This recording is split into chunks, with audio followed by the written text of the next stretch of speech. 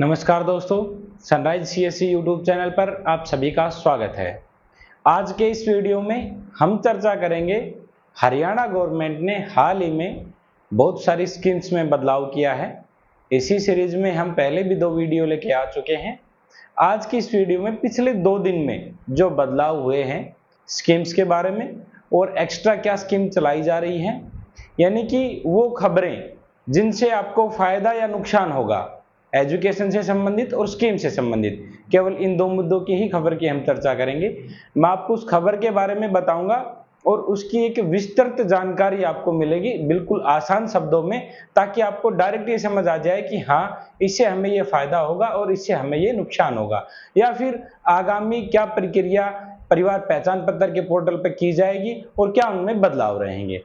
तो जो आज की सबसे बड़ी और अहम खबर है उसके बारे में हम चर्चा करें तो हरियाणा में जो विवाह पंजीकरण हुआ आसान, अब ग्राम सेवक भी कर सकेंगे पंजीकरण। सरकार ने अधिसूचना की जारी, यानी कि पिछले कुछ दिनों से हम पहले इस चीज को भली भांति देख चुके हैं। परिवार पहचान पत्र के पोर्टल आने से पहले विवाह पंजीकरण ये मान लीजिए लगभग 10 से 20% ही हुआ करते थे ग्रामीण क्षेत्र में, लेकिन जब से परिवार पहचान पत्र का पोर्टल आया है उसके बाद लगभग 80% मैरिज रजिस्ट्रेशन शुरू हो चुके हैं। उसका एक विशेष कारण ये है, एक तो लोगों में थोड़ी जागरूकता हो गई है डॉक्यूमेंट के प्रति और लोगों को ये लगता है कि मैरिज रजिस्ट्रेशन होना जरूरी है। और एक सबसे बड़ी जो अहम भूमिका है इसमें वो है कि मैरिज रजिस्ट्रेशन करने के बाद आपका परिवार पहचान पत्र अलग हो जाता है, यानी कि पति और पत्नी का परिवार पहचान पत्र परिवार से अलग हो जाता है, जो कि एक सबसे मुख्य कारण है मैरिज रजिस्ट्रेशन को बढ़ावा देने का।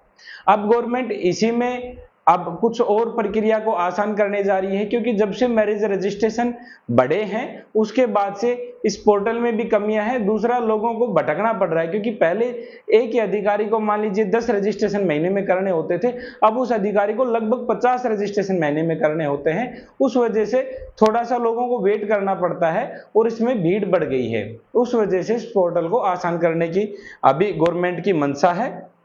इसमें देखिए, ग्रामीण क्षेत्रों में ग्राम सेवक, वीडीपीओ, नायब तहसीलदार और सिटी मजिस्ट्रेट को दी विवाह पंजीकरण की पावर। दूसरे आसान शब्दों में हम समझे तो प्रदेश में विवाह पंजीकरण आसान, शहरों में 5 अथॉरिटी, गांव में बीडीपीओ और ग्राम सेवक को मिले अधिकार। हालांकि इस पे अभी तक कोई ऑफिशियल नोटिफिकेशन हमारे पास नहीं पहुंचा है जिससे मैं आपको ये बता सकूं कि अभी क्या पोर्टल में बदलाव हुआ है। लेकिन आज की मैं डेट की बात करूं तो आज तक अभी तक पोर्टल पे कोई बदलाव नहीं हुआ है। सेम जिस प्रकार से आप मैरिज रजिस्ट्रेशन की फाइल अप्लाई करते थे उसी प्रकार से फाइल अप्लाई हो रही है। हालांकि उसकी अप्रूवल अथॉरिटी तहसीलदार के अलावा भी किसी लॉगिन में जाएगी, उसका अभी तक कुछ मालूम नहीं पड़ा है, ना ही मैं इसके बारे में आपको बता सकता। लेकिन जहां तक मैंने इसमें सूचना इधर उधर से ली है उसमें यह समझ आ रहा है कि जो ग्राम सेवक है अब उनके लॉगिन में आप मैरिज रजिस्ट्रेशन कर पाएंगे। तो इसका मतलब यह हुआ कि जो ग्राम सेवक है उनके पोर्टल को सीपीएलओ, लगभग उनका जो पोर्टल है उनका जो लॉगिन है उसको सीपीएलओ मैनेज करते हैं। तो कुल मिला के जहां तक गवर्नमेंट की मंशा है, जो सीपीएलओ हर ग्रामीण क्षेत्र में लगाए हुए हैं, हर गांव के साथ लगाए हुए हैं, वो अब ग्राम में ही आपकी मैरिज का रजिस्ट्रेशन करेंगे। हालांकि किस प्रकार होगा, प्रक्रिया में क्या बदलाव है, ऑफलाइन फाइल तैयार होगी या नहीं होगी, ये जब पोर्टल लॉन्च होगा इसमें बदलाव होंगे। उसके बाद एक विस्तृत आपकी वीडियो लेके आएंगे, उसमें पूरे पोर्टल पे सब चीजें ऑनलाइन करके आपको दिखाएंगे। तो ये रही बात आपकी विवाह पंजीकरण की। उसके बाद अगली जो आपकी खबर है, आयुष्मान भारत का लाभ 70 साल से ज्यादा उम्र के सभी लोगों को देना 100 दिन के एजेंडे के शीर्ष पर। यानी कि केंद्र सरकार ने अपने चुनाव में यह वादा किया था कि 70 साल से ऊपर जो भी बुजुर्ग हैं उनके सभी के आयुष्मान कार्ड बनाए जाएंगे। अभी तक जो आयुष्मान कार्ड बन रहे थे वो इनकम आधारित थे, यानी कि इनकम के बेस पे आयुष्मान कार्ड में परिवार को सम्मिलित किया जाता था और उसी के आधार पे परिवार आईडी हरियाणा में जैसे फैमिली आईडी है उसके आधार पे है, अलग अलग स्टेट में इसके अलग अलग डॉक्यूमेंट है, उसी के आधार पे आयुष्मान कार्ड बनाए जाते थे। लेकिन गवर्नमेंट ने वादा किया था कि 70 साल से ऊपर जो बुजुर्ग है उनके सभी के आयुष्मान कार्ड बनाए जाएंगे। जो गवर्नमेंट अभी हाल ही में जैसे पीएम मोदी की शपथ लेने के बाद जो उनके शुरुआती 100 दिन के जो एजेंडे है उसमें सबसे अहम मुद्दे पर आयुष्मान भारत की स्कीम को रखा गया है। यानी कि बहुत ही जल्द आपको इसका एक विस्तृत जानकारी मिल जाएगी और जो हमारे बुजुर्ग हैं उनको जल्द ही इसका फायदा मिलना शुरू हो जाएगा। अब अगली खबर की हम बात करें, हरियाणा सरकार ने ग्रुप सी डी के नए रिक्त पदों को भरने के लिए काम शुरू किया। यानी कि हरियाणा सरकार अब जो अनएम्प्लॉयमेंट, जो बेरोजगार लोगों की वजह से हरियाणा सरकार को चुनावों में खासा नुकसान हुआ, उसको मद्देनजर रखते हुए अब हरियाणा सरकार ने ग्रुप सी और डी की सभी विभागों से जितने भी रिक्त पद हैं, यानी कि उनके विभाग में कितने कैंडिडेट्स की जरूरत है, उनकी सूची मांगी गई है। यानी कि ग्रुप सी और डी की भर्ती को जल्द शुरू करवाने की मंशा सरकार की है। हालांकि इसमें कोई ऑफिशियल नोटिफिकेशन नहीं है, लेकिन हर एक न्यूज़पेपर में आया हुआ है और ये ऑफिशियल सूचना जरूर है कि जो रिक्त पद है उनकी सूचना विभागों से मांग ली गई है। इसकी विस्तृत जानकारी यदि आप पढ़ना चाहें तो स्क्रीन पे आया हुआ है इसका। ठीक, उसके बाद हरियाणा के लिए है ये सामाजिक आर्थिक मानदंडों के 5 अंकों के बारे पर अपील सुप्रीम कोर्ट के पहले अंतरिम फैसले का इंतजार होगा। यानी कि जो अपील सुप्रीम कोर्ट में लगाई हुई है, जो 5 नंबर हमारे सामाजिक आर्थिक मानदंडों के मिलते थे, उसके ऊपर फैसला अभी नहीं आया है, उस पर नजर है। इसमें देखिए बताया हुआ है, डॉक्टर सुरेंद्र धीमान 12 जून पंजाब एवं हरियाणा हाईकोर्ट की तरफ से ग्रुप सी और डी पदों की भर्ती में सामाजिक आर्थिक मानदंडों के दिए जाने वाले अंकों की अधिसूचना रद्द होने के बाद फिलहाल भर्ती प्रक्रिया थमी हुई है। नए अध्यक्ष हिम्मत सिंह तो भर्ती प्रक्रिया की अपडेट ही नहीं बता पा रहे हैं, मगर हाईकोर्ट के फैसले पर आगे क्या हो रहा है, भर्ती प्रक्रिया कैसे चलेगी या थमी रहेगी या अगला कदम क्या होगा, इस बारे में दैनिक सवेरा ने हरियाणा के एडवोकेट जनरल बलदेव राव महाजन के साथ बुधवार को विशेष बातचीत की है। इसमें इन्होंने कुछ क्वेश्चन पूछे हैं जो कि स्क्रीन पे आए हुए हैं। विस्तृत आप यदि हर एक क्वेश्चन का जवाब देखना चाहें या फिर क्या क्वेश्चन उन्होंने किए हैं तो आप यहां से देख पाएंगे। उसके बाद अगली खबर की चर्चा करें, प्रदेश के लाखों श्रद्धालु धीरे धीरे सरकार के खर्चे पर करेंगे देश के तीर्थ स्थलों के दर्शन। इसमें अयोध्या धाम के लिए 2 वोल्वो बस चलाई गई हैं एसी वाली। कुल मिला के इस योजना के बारे में बता दूं, मुख्यमंत्री तीर्थ यात्रा के नाम से योजना चली हुई है, जिसमें आप श्रद्धालु जो भी हैं वो तीर्थ यात्रा में रजिस्ट्रेशन करवा के तीर्थ यात्रा का जो हरियाणा गवर्नमेंट की तरफ से स्कीम चलाई हुई है उसका लाभ उठा सकते हैं। उसी में 2 बसों का अलग से जोड़ी गई हैं जो अयोध्या के लिए जाएंगी। कुल मिला के ये उस बारे में है। अब उसके बाद हरियाणा भवन एवं अन्य सन्निर्माण कर्मकार कल्याण बोर्ड के श्रमिकों के लिए मुख्यमंत्री का बड़ा फैसला। यानी कि सीधे शब्दों में मैं बताऊं, जो हम मजदूर कॉपी या लेबर कॉपी बोलते हैं, लेबर कॉपी जिनका मजदूर कॉपी में रजिस्ट्रेशन हो रखा है उनके लिए अलग से स्कीमें चलती है, वो उस पोर्टल पे आप देख पाएंगे। उस स्कीमों में कुछ बदलाव किया है। उसमें सबसे पहले तो टूल किट, साइकिल और सिलाई मशीनों का तुरंत मिलेगा पैसा, श्रम विभाग के अधिकारियों को दिए निर्देश। यानी कि अभी क्या होता था कि मान लीजिए आपने किसी भी स्कीम के लिए अप्लाई कर दिया है, आपकी स्कीम तो एक निर्धारित समय में अप्रूव हो जाती थी, लेकिन उसके पैसे आने में समय लगता था और उसमें हवाला दिया जाता था कि बजट नहीं है अभी हमारे पास। तो बजट का जो इश्यू रहता था उसकी वजह से 2-2, 3-3, 6-6 महीने तक भी लोगों को पैसे मिलते थे। उसके ऊपर मुख्यमंत्री सैनी ने निर्देश दिए हैं कि जितने भी स्कीम अप्रूव हो रखे हैं उनको जल्द से जल्द पैसा दिया जाए। और साथ ही में एक बदलाव ये किया है, अब कार्यस्थल के अलावा अन्य स्थल पर मृत्यु होने के मामले में भी श्रमिक के परिवार को मिलेगी 5 लाख रुपए की वित्तीय सहायता। यानी कि कार्यस्थल का मतलब यह है कि मान लीजिए कोई मजदूर मजदूरी कर रहा है, किसी भी कार्य पर, कोई भी कंस्ट्रक्शन का वर्क चल रहा है, वहां पे यदि किसी दुर्घटना में या किसी भी कारणों से उसकी मृत्यु हो जाती है तो उस स्कीम में जो आपकी लेबर कॉपी है उसके स्कीम के अनुसार आपको 5 लाख रुपए मिलते थे, और कार्यस्थल के अलावा यदि उसकी मृत्यु हो जाती थी तो 2 लाख रुपए दिए जाते थे। लेकिन अभी इसमें सुधार कर दिया गया है, अब चाहे कार्यस्थल पे मृत्यु हो या कार्यस्थल के अलावा जो भी मृत्यु हो, आपको दोनों ही जगह 5 लाख रुपए सरकार की तरफ से दिए जाएंगे।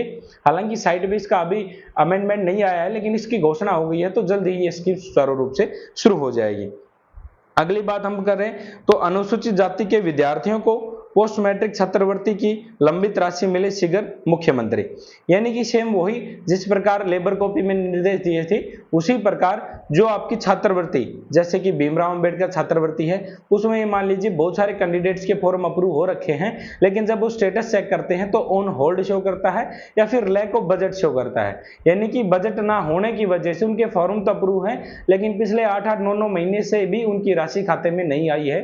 तो उन्होंने निर्देश दिए हैं कि उनकी राशि राशि जल्द से जल्द उनके खाते में आए और जो डॉक्टर भीमराव अंबेडकर आवास नवीनीकरण योजना में आवेदनों का सत्यापन जल्द करे पूरा।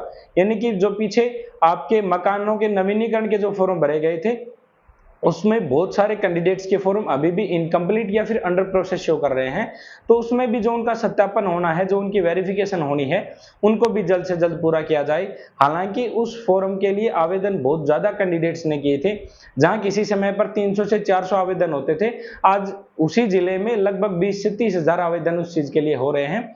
हालांकि बजट उस स्कीम के लिए कम दिया गया है, तो उस केस में लगभग सभी फॉर्म्स को पेंडिंग रखा गया है।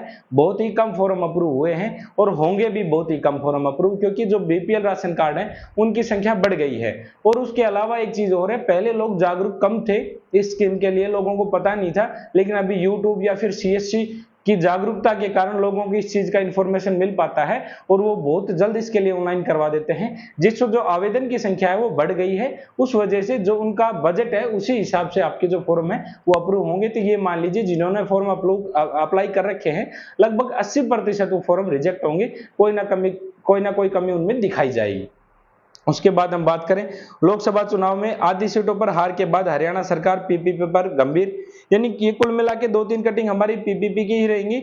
इसमें देखिए सीधी सी बात यह है कि हर जिले वाइज मुख्यमंत्री ने आदेश दिए हुए हैं कि परिवार पहचान पत्र में लोगों की जो भी समस्या है उन सभी समस्याओं का निवारण किया जाए।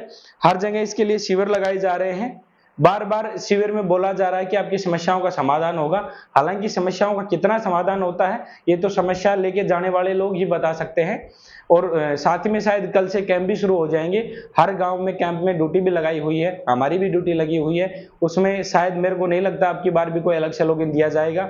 बगैर लॉगिन तो कैंप लगाना मेरे को नहीं लगता कोई अच्छी चीज है, क्योंकि उसमें जब लॉगिन एक्स्ट्रा नहीं होगा तो वो चीजें नहीं कर पाएंगे। सिंपल जो आपके सीसी पे जो कार्य होता था वही आपके कैंप में कार्य हो रहा है। लेकिन फिर भी हरियाणा सरकार अपनी तरफ से कोशिश कर रही है कि कहीं ना कहीं परिवार पहचान पत्र से लेकर जो लोगों की समस्या है उसको कम से कम दूर किया जाए, ताकि लोगों में एक परिवार पहचान पत्र को लेकर मुद्दा ना रहे चुनाव में कि परिवार पहचान की पत्र की वजह से हम गवर्नमेंट को वोट नहीं देना चाह रहे। क्योंकि गवर्नमेंट जो परिवार पहचान पत्र जो पोर्टल लेके आई थी वो लोगों की सुविधाओं के लिए लेके आई थी, एक ऑनलाइन सिस्टम था ताकि लोगों को कंप्लीट चीजों का बेनिफिट मात्र उसी एक पोर्टल से मिल पाए और जो एलिजिबिलिटी है वो गवर्नमेंट ही निर्धारित कर पाए, क्योंकि उसमें आपका पूरा डाटाबेस होता है कि आपकी कितनी इनकम है, ताकि गवर्नमेंट स्वयं आपको ये बता पाए कि आप इस स्कीम के लिए एलिजिबल है, क्योंकि आपका पूरा डाटाबेस उनके पास है, आपकी इनकम उनके पास है। तो उसी प्रकार इनकम बेस पे ही सारी स्कीमें चलती हैं, बीपीएल बेस सारी स्कीमें चलती हैं, तो उनको डायरेक्ट उस पोर्टल के माध्यम से मालूम पड़ जाता है कि कितने कैंडिडेट इस स्कीम के लिए एलिजिबल रहेंगे, ताकि आपके फोन पे डायरेक्ट मैसेज आ सके। हालांकि इस पोर्टल में बहुत ज्यादा विफलताएं हैं, गवर्नमेंट जिस मंशा से इसको लेके आई थी उसको इंप्लीमेंट करने में कामयाब नहीं रही, उसकी वजह से लोगों को आज भी समस्याएं हैं। और साथ में एक बुढ़ापा पेंशन की भी बड़ी समस्या है, उसके ऊपर भी अलग से दिशा निर्देश दिए हुए हैं ताकि लोगों की समस्या को जल्द से जल्द सोल्व किया जाए। तो परिवार पहचान पत्र की सभी ये कैंप के बारे में है। उसके बाद हम बात करें जिला महेंद्रगढ़ की, जिनको हैप्पी कार्ड का एसएमएस मिला है वे बस डिपो से प्राप्त करें अपना कार्ड। जिले में 50,000 ने किया हैप्पी कार्ड के लिए आवेदन, अब तक 7,000 वितरित, यानी कि 50,000 के लगभग आवेदन हो चुके हैं, अभी भी कैंडिडेट बचे हुए हैं, लगातार आवेदन किए जा रहे हैं। 7,000 के करीब कार्ड वितरित किए जा चुके हैं। आपके फोन पे एक एसएमएस आया हुआ है तो ही आप कार्ड लेने जाएं, अन्यथा आपको कार्ड वहां पे नहीं मिलेगा, बोल दिया जाएगा कि आपका कार्ड प्रिंट नहीं होके आया है। यदि किसी कैंडिडेट का वो मैसेज डिलीट हो गया है तो हैप्पी कार्ड का हेल्पलाइन नंबर दिया हुआ है, उस पर आप कॉल कर सकते हैं। पिछले वीडियो में हमने हेल्पलाइन नंबर भी बताया था। तो जो कैंडिडेट्स अभी तक आवेदन नहीं किया है वो जल्द से जल्द आवेदन कर लें, और जिनका आवेदन हो चुका है, मैसेज आ चुके हैं, वो जो उन्होंने संबंधित डिपो अप्लाई करते समय दिया था उस डिपो से अपने कार्ड लेके आ सकते हैं। उसके बाद अगली जो सुर्खी है उसमें है आईटीआई में दाखिला प्रक्रिया लगातार जारी है, यानी कि जो कैंडिडेट आईटीआई में एडमिशन लेना चाहते हैं उनकी जो दाखिला प्रक्रिया है वो सुचारू रूप से शुरू है। अभी साइट पे कोई इश्यू नहीं है, लगातार प्रॉपर रूप से फॉर्म भरे जा रहे हैं। जिन कैंडिडेट्स को अपना फॉर्म अप्लाई करवाना है वो कैंडिडेट्स जल्द से जल्द अपना फॉर्म अप्लाई करवा लें, ताकि उनका आईटीआई की जो दाखिला प्रक्रिया है वो सुचारू रूप से शुरू हो सके। बहुत सारे कैंडिडेट्स लास्ट डेट पे जब जाते हैं तब उनको मालूम पड़ता है कि आपके डॉक्यूमेंट्स में कुछ कमियां हैं या नाम वाम की गलती है, फिर वो समय रहते उस कमियां को दूर नहीं करवा पाते और लास्ट डेट चली जाती है। उस वजह से समय रहते आप फॉर्म भरवाएं। यदि आपके डॉक्यूमेंट में कोई त्रुटि होगी तो जो सीएससी संचालक है वो आपको बता पाएगा और आपके पास एक निर्धारित समय रहेगा, उसको आप दूर कर पाएंगे। तो फिलहाल आज की वीडियो में कंप्लीट सुर्खियां थी, डिटेल्स में मैंने आपको एक मौखिक तौर से समझा दी है। उसके बाद इसी श्रेणी में जो लगातार इस प्रकार की डिटेल्स रहेंगी जिसमें स्कीम और एजुकेशन दो चीजें काउंट रहेंगी, उसके बारे में हम आपको लगातार बताते रहेंगे। फिलहाल आज की वीडियो में इतना ही। धन्यवाद दोस्तों।